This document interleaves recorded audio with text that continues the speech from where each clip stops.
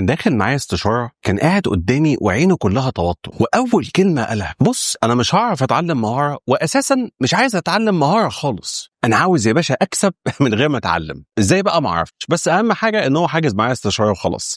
المفروض بقى ان انا الساحر اللي اجيب له الشغل لحد عنده. وبصراحه انا بقيت مستغرب، بس انا فعلا ما حكمتش عليه من اول مره، وسالته سؤال مهم: ليه بقى شايف انك مش هتعرف تتعلم مهاره؟ تخيل كده معايا وركز، هو قال لي ايه؟ قال لي: انا عندي 40 سنه، هو بجد خلاص العمر عدى بيا، هتعلم ايه دلوقتي في السن ده؟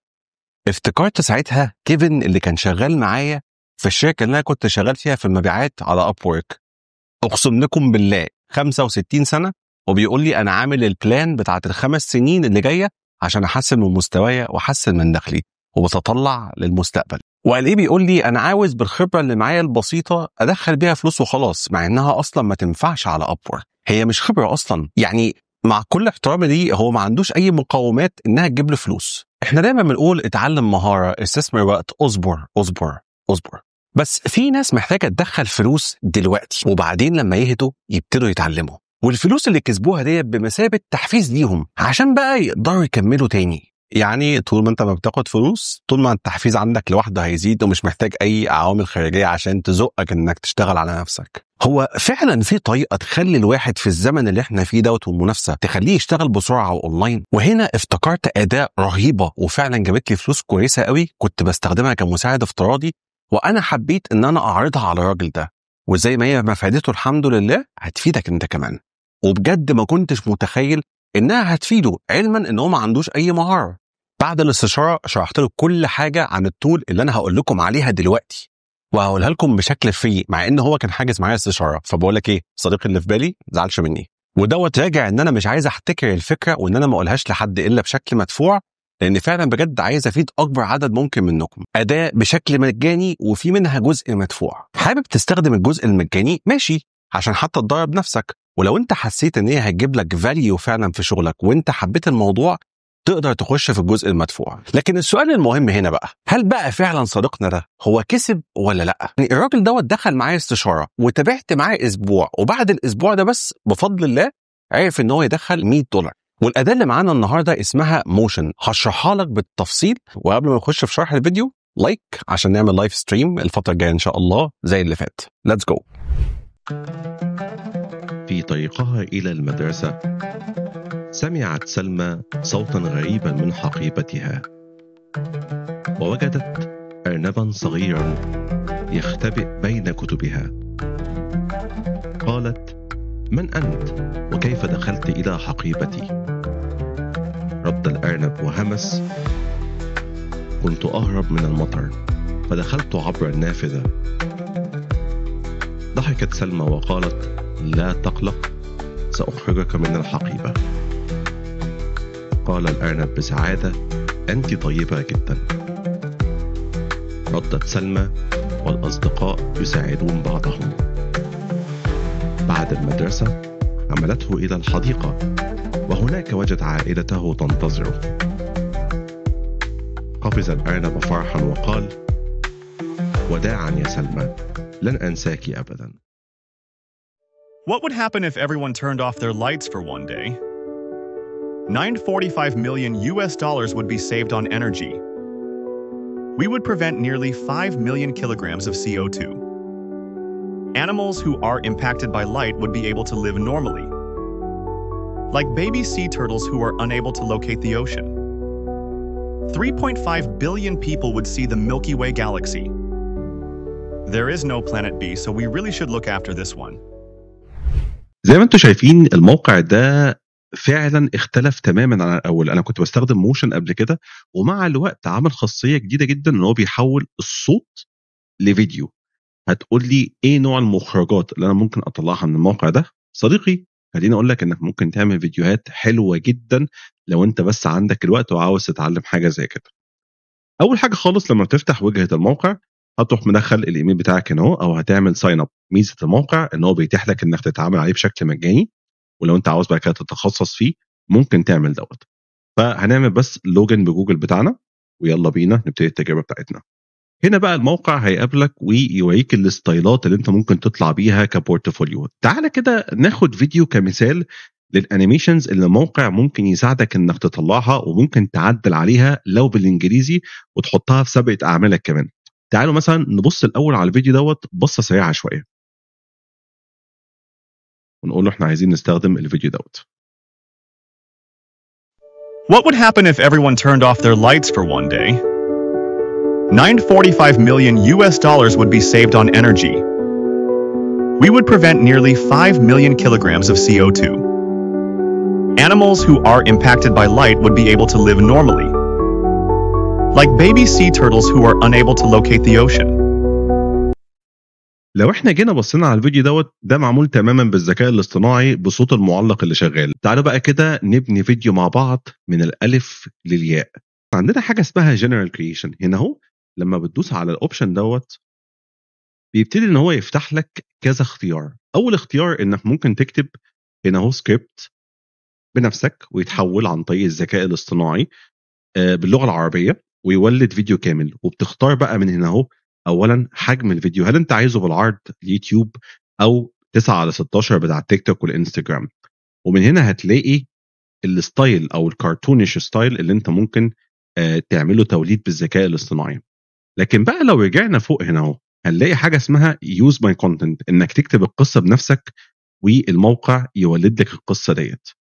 وكمان بعد كده بقى الاهم بقى واللي احنا هنتكلم فيه النهارده يوز ماي ريكوردنج، انك هتسجل حاجه بصوتك والموقع يحولها لفيديو. ودي حاجه حلوه جدا كمان، وانا شفت ناس كتيره جدا على ابورك بتعمل الموضوع دوت حديثا، ودي حاجه منتشره قوي. طب حاجه زي كده تفيدك في ايه؟ تفيدك لو انت مثلا عندك شركه عاوز تعمل فيديوهات توعيه للموظفين بتوعك. الفيديو الاولاني اللي احنا شفناه دوت بيجي ليه حاجه اسمها نيوزلتر اللي هي اسمها الايميلات التحديثيه للموظفين. لازم نحافظ على البيئه، نوفر الطاقه. فالفيديوهات دي بتندرج تحت الجزء دوت من البورتفوليو اللي انت ممكن تبنيه. طب تعالوا بقى كده نعمل فيديو مع بعض واشرح لكم ازاي ممكن تعمل فيديو على موشن. والميزه كمان انك معاك 200 كريدت ممكن تبتدي بيهم عشان تقعد تشتغل على الموقع دوت بدون اي تكلفه عليك وتقعد تجرب حاجه جديده ممكن تعملها بدل السكرولينج بتاع التيك توك. تعالى يا سيدي مثلا نعمل ابلود. انا سجلت المقطع بتاعي اللي انا عايزه وهنسميه سلمى. وتعالى نشوف كده ايه المخرجات اللي الموقع هيبتدي ان هو يطلعها لك. طبعا انا عشان عايز الستايل بتاع الفيديو بتاعي ممكن اختار ال 3D كرتون. تمام، ونشوف ايه المخرجات اللي الموقع هيطلعها. مهم جدا لما تيجي تسجل الاوديو بتاعك لازم تسجل كل سطر لوحده. يعني تقول جمله وبعد كده تقف، وتقول جمله وبعد كده تقف. ليه؟ لما الذكاء الاصطناعي بيولد المشاهد بتاعتك لو انت قلت الجملتين مع بعض هيدخل المشاهد في بعض ومش هيبقى يعني بيديك الدقه اللي انت محتاجها قوي. فعلى سبيل التجربه تعال نشوف الستوري اللي احنا عملناها ديت واللي احنا سجلناها مع بعض. خلاص انت كده اخترت الستايل بتاع الفيديو، الفريم اللي انت عايزه. فنيجي بقى هنا اهو ندوس على كلمه ترانسكرايب، هيخصم منك 4 كريدت من اللي معاك. هيبقى بقى يحمل شويه. والميزه كمان في موشن ان هو مش محتاج لابتوب قوي يبتدي ان هو يعني يحمل على رامات او كارت الشاشه، لا كله بيحصل عن طريق البراوزنج. محتاج ان انت بس يبقى عندك انترنت كويس وانت بتستخدمه. زي ما انتم شايفين هو هنا حلل لي كل الاوديو اللي انا عامله لسطر واحد بس زي ما انا ما قريته بالظبط. اوكي، ونبتدي بقى ان احنا نعمل ايه. هندوس على كلمه جنريت. خلاص انا متاكد ان الكلام مش داخل في بعضه. ونبتدي ندوس على كلمه جنريت. هنا هو بيولد الفيديو عن طريق الذكاء الاصطناعي ونشوف المخرجات اللي هيعملها. وانا بصراحه متحمس ان انا اشوف الموضوع دوت لان انا ما جربتش قبل كده ان اشتغل ب 3D كرتون ستايل، وده حاجه هتفرق يعني جدا في شكل الانيميشن وتخلي شكلها احسن شويه. هنا بقى هتلاقي كل مشهد طالع جنب السطر اللي انا قلته او الريكوردنج او التسجيل اللي انا عملته، بس كل واحد طبعا هيطلع بالمشهد الخاص بيه. وعشان كده قلت للناس دايما لازم على قد ما تقدر ما تدخلش الكلام في بعضه. طبعا لو في صوره من دول مش عاجباك ممكن تدوس على ريجنريت هنا اهو عشان يطلع لك الصوره اللي انت عايزها. ونبتدي بعد كده هندوس على كلمه انيميت. طبعا انت ممكن تعمل انيميشنز لكل السينز كلها لكل المشاهد ديت، ولكن انا ارشح لك يعني مش كله عشان ما يخسرش منك كريدت كتير وتقعد تجرب براحتك في الموقع زي ما انت عايز. هندوس بقى هنا على كلمه انيميت اول، هيخصم مني المبلغ دوت وندوس على اوكي، ونبتدي بقى نشوف المخرجات اللي هو هيطلعها لنا تبقى عامله ازاي. وخدوا بالكم كمان ان موشن بعيدا بس عن الفيديو الصغير اللي انا عامله على سبيل التجربه دوت، مش بس بيدعم الفيديوهات القصيره، ده كمان بيدعم الفيديوهات الطويله لو انت عاوز تعمل حاجات معينه زي الفيسلس يوتيوب فيديوز، الناس اللي هي بتطلع بدون وش خالص وعايزه تطلع بمشاهد معينه سواء كرتونش. في كمان قصه او قصص اسلاميه كتير قوي عجبتني. في ناس بتحب تتجنب التلفزيون عشان خاطر الحاجات اللي فيه او الافكار اللي فيه، فبالتالي برضو الموقع بيبقى حاجه لطيفه قوي لو انت عاوز تعمل قصه باسم ابنك او حد زي كده، فبالتالي هيكون بجد مفيد قوي ليك. ولكن الاهم بالنسبه لنا احنا بقى كفريلانسرز على ابورك، زي ما قلت لكم قبل كده هتلاقوا ناس كتير جدا بتشتغل بالستايل دوت بتاع الانيميشن، وبجد حلو جدا وبتعمل فلوس كويسه قوي. وانت ممكن تقعد بقى تختار هنا اهو التايتل، يعني مثلا ممكن تحط التايتلز ده شكل العنوان اللي انت عايز تحطه في الفيديو. لو عاوز تحط ترجمه ممكن تختار نوع الخط او شكل الخط هيبقى شكله عامل ازاي. هنختار هنا اهو ان احنا مش هنحط حاجه خالص. العنوان او الثامنيل هي الصور المصغره اللي انت ممكن تختارها للفيديو. الافكتات انا بصراحه مش عايز احط افكتات عشان تشوف الفيديو زي ما هو. الترانزيشنز هي النقله ما بين كل فيديو والتاني، برضو هنخليها نون زي ما هي. الاي اي ميوزك ممكن نخليها مثلا ديت بتمثل الطابع العربي شويه، يعني حاجه زي كده. وتعالى يبقى احنا كده تقريبا مجهزين الفيديو تماما، وندوس على ايه، كومبوز للفيديو. كده بقى القصه بتتشكل، كل اللاينز او السطور او الحاجات اللي احنا قلناها بتتعمل. وتعالوا نشوف المخرجات هتبقى عامله ازاي. تعالوا بقى نشوف شكل الفيديو بقى عامل ازاي دلوقتي بعد ما اخلص كل حاجه. في طريقها الى المدرسه سمعت سلمى صوتا غريبا من حقيبتها، ووجدت أرنبا صغيرا يختبئ بين كتبها. قالت: من أنت؟ وكيف دخلت إلى حقيبتي؟ رد الأرنب وهمس. الفيديو طبعا ممكن تقعد تغير في البرومت بتاعته، المزيكا كانت عالية شوية، دي كلها حاجات انت ممكن تقعد تظبطها. حتى لو الصور مثلا مش مظبوطة شوية، الميزة ان انت ممكن تقعد تعدل على الصور لحد ما يطلع لك المشهد بالظبط اللي انت عايزه. دي حاجة من حاجات كتير جدا موقع موشن بيقدمها. وحاجة من الحاجات الجميلة جدا اللي انت ممكن تعملها على الموقع هو انك تعمل ريكوردنج من فيديو لفيديو. ودي خاصية بقى تنفع مين؟ تنفع ناس كتير قوي، ولكن اهمهم لو مثلا خدنا ابورك او منصات العمل الحر كمثال. خش هنا على ريكوردنج تو فيديو، وعندك كذا اوبشن. الاوبشن الاولاني طبعا ان احنا ممكن نسجل عن طريق الكاميرا بتاعت اللابتوب، ودوت اللي انا هعمله دلوقتي. او الاوبشن الثاني انك ممكن تعمل ابلود للفايل، بحيث انك تدوس على الفايل بتاعك، تحط الفايل على طول ويتحول للانيميشن اللي انت هتختاره من الستايلات ديت، سواء كانت السينماتيك او الكرتونيش. طبعا لو احنا بنتكلم على حاجه زي ابورك يفضل تختار الستايل دوت. طبعا احنا برضو عشان هنعمل فيديو تعريفي الابورك كمثال، هنبتدي ان احنا ندوس على 16:9 اللي هو حجم فيديوهات اليوتيوب، وده دايما اللي ابورك بيحتاجه عشان تعرف تعمل فيديو زي دوت. وتعالى بقى نشوف التجربه مع بعض. لما تدوس على علامه الكاميرا هيفتح لك الكاميرا بتاعتك، ويلا بينا عشان نسجل الفيديو التعريفي اللي احنا هنعمله على ابورك. وتعالى كده نشوف النتيجه هتبقى عامله ازاي. Failure to planning is planning to fail. Hi, I'm Hassan Mamdouh, a certified project manager from PMI and top-rated plus status on Upwork. With proven track record of turning chaotic yet complex project ideas into a clear, actionable plans, I specialize in delivering projects on time, on budget, with zero surprises. So you can focus on what matters most. If you're ready to take the guesswork out of your next project, let's bring your project to life.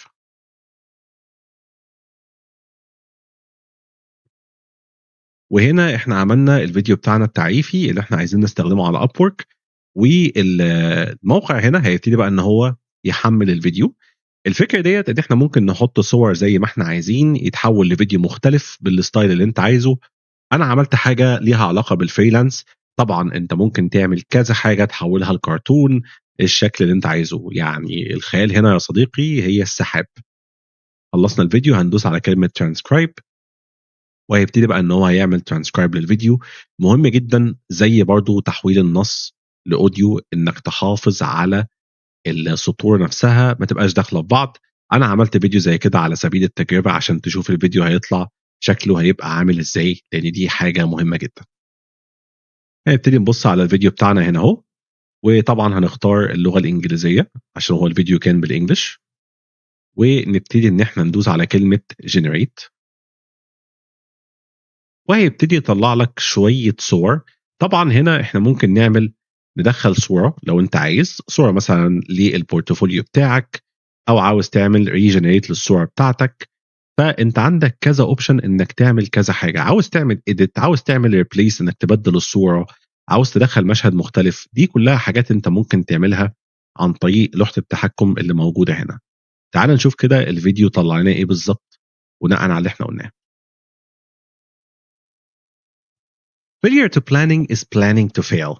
Hi, I'm Hassan Mamdouh, a certified project manager from PMI and top-rated plus status on Upwork. هنا ده السين الأولاني. طبعا احنا ممكن ندوس على Animate All وندوس هنا على OK. هنا بقى هيعمل animations لكل الصور اللي طالعة قدامنا. الفكرة كلها ان انا صورتك هتبقى على جنب كده، والفيديو نفسه هيتحول لانيميشن بشكل لطيف شويه. فدوت لو انت مش محترف في الايديت فهيساعدك انك تطلع حاجه كويسه، وهتساعدك جدا كمان انك تطلع صوره كويسه للكلاينتس بتوعك. كده بقى الفيديو يكون خلص ونخش على نيكست. طبعا زي ما اتفقنا احنا بنحاول نعمل فيديو يكون مختلف شويه، بحيث انك ممكن تختار كذا كادر في الصوره. هتبقى انت بتتكلم هنا اهو، ووراك الصور او الفيديو الجديد اللي انت هتطلعه، عشان تبقى انت عامل لنفسك مثلا ممكن تحط الداتا بتاعتك، البورتفوليو بتاعك وهكذا. ممكن تحط كذا شكل، ولكن طبعا يفضل انك ممكن تعمل حاجه بالشكل دوت. هنختار التايتل، مش محتاجين نحط تايتل. سب تايتلز مش محتاجين سب تايتلز قوي. الثامب ديت اللي هي الصوره المصغره ممكن تجيبها من كانفا.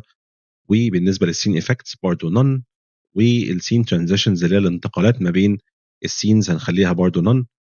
الاي اي ميوزك طبعا هنخليها نون، لان طبعا مش محتاج في فيديو تعريفي انك تحط مزيكا، عشان بصراحه مش احسن حاجه. فممكن نعمل حاجه زي كده. خلاص احنا خلصنا كل حاجه، نبتدي ان احنا ندوس على كومبوز للفيديو بتاعنا ونشوف النتيجه اللي هتطلع شكلها هيبقى عامل ازاي. طبعا زي ما اتفقنا محتاج انك تخلي كل سطر من دول يبقى لوحده، عشان يعني ما تحاولش تدخل المشاهد في بعضها. انا مش عايز حاجه معقده، انا عايز يا دوب فيديو يكون سهل وبسيط سجلته كده على السريع، ممكن احطه على ابورك او على فريلانسر او على اي منصه تانية. فبالتالي هتبقى حاجه زي كده مفيده جدا ليك، وخاصه كمان انك لو معاك كريدت ممكن تستخدم الموقع مره واحده عشان تعرف تعمل فيديو زي دوت، وهيفيدك قوي. ما يبقاش في علامه مائيه، ولو انت حتى خلصت الكريدت وفي علامه مائيه، لو انت شغلك عامل زي في اداره المشروعات، مش مشكله ان في علامه مائيه تطلع يعني. وهنا الفيديو طلع لي بالشكل دوت، وتعالوا نشوف هيبقى عامل ازاي. طبعا انا كنت ممكن اقعد اعدل في الصور شويه عشان تعمل تطابق مع اللي انا بقوله، ولكن بس عشان انا كنت مستعجل شويه فعملت الفيديو زي ما هو كده اهو. وتعالى نشوف هو شكله عامل ازاي. Failure to planning is planning to fail. Hi, I'm Hassan Mamdouh, a certified project manager from PMI and top-rated plus status on Upwork. With proven track record of turning chaotic yet complex project ideas into a clear, actionable plans. I specialize in delivering projects on time, on budget, with zero surprises. So you can focus on what matters most. If you're ready to take the guesswork out of your next project, let's bring your project to life. وده كده عرفنا ازاي نعرف نعمل تحويل الفيديو لفيديو، وعندك التحكم الكامل انك تنزل الفيديو بعد كده او تحط الداتا بتاعتك، والحاجات دي كلها هتفيدك قوي وهتخلي شكلك بريزنتبل او شكلك يعني لائق قدام العميل وانت بتقدم نفسك ليه. سيب لكم الرابط المجاني بتاعه تحت في الديسكربشن لو حابين تجربوا فيه شويه، وهي تجربه ممتعه ببلاش، ممكن تطلع منها بكارير شغل او بزنس تطلع بيه على ابورك تحفه. سلام.